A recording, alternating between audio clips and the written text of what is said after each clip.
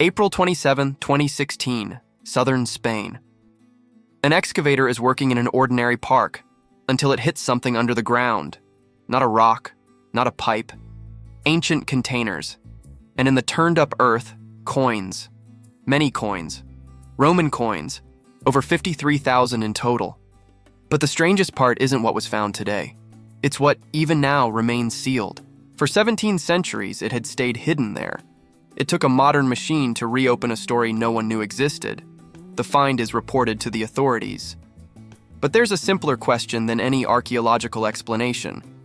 Why were so many Roman coins buried there? Because these weren't just a few loose pieces. There were 19 amphorae, and inside them, more than 53,000 coins. On average, nearly 2,800 per container. Someone gathered an extraordinary amount of money. Someone packed that money into the containers, and someone left it all there. That person's identity is gone, so is the motive. But the coins remained, too many for the deposit to look accidental. This is where the discovery turns into an investigation. Who could have had access to that much coin, and why concentrated in this exact spot? The first clue wasn't only inside the amphorae, it was around them. After the find, emergency archaeology moved in to survey the site. The surveys revealed the hoard wasn't buried in an empty space. Beneath the modern park lay the remains of a Roman estate. There had been a pars rustica and a pars urbana, a working area and a living area. These aren't coins abandoned in some random field. That money was part of an organized place, somewhere people lived, where resources were managed, where some kind of production took place. And that shifts the question again. Because now there's a human presence around the treasure.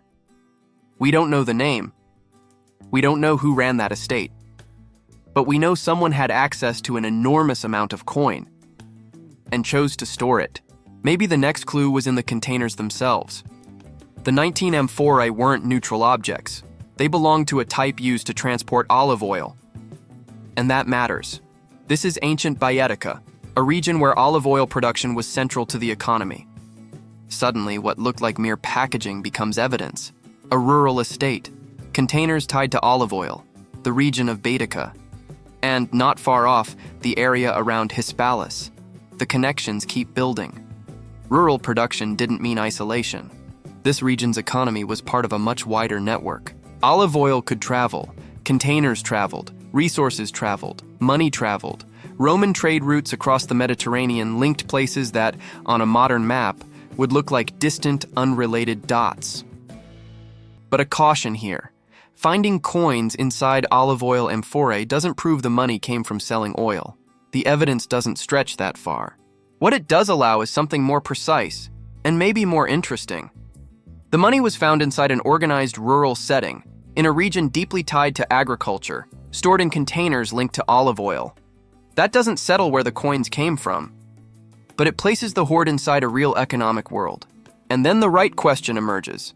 Why was so much coin being gathered at that exact moment? The coins date mainly to the period between 294 and 312 AD, and each coin is far more than a piece of metal. It carries names, portraits, symbols, messages, rulers. Looked at as a whole, the Tomares estate stops feeling distant from imperial politics.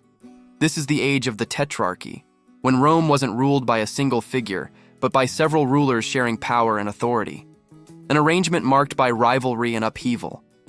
The coins preserved inside the amphorae carry that entire world. They were struck at 15 different mints, 15 production centers scattered across the empire, which means that inside those containers buried in Baetica was money from many places, tied to many different authorities. The empire concentrated right there in the ground. What was all that money for? Maybe a payment? Maybe a reserve? Maybe resources to run the estate? These are hypotheses, not answers. We don't know who gathered the coins or why they were never recovered. It would be easy to turn a real mystery into a story that's too simple, but that wouldn't be honest history.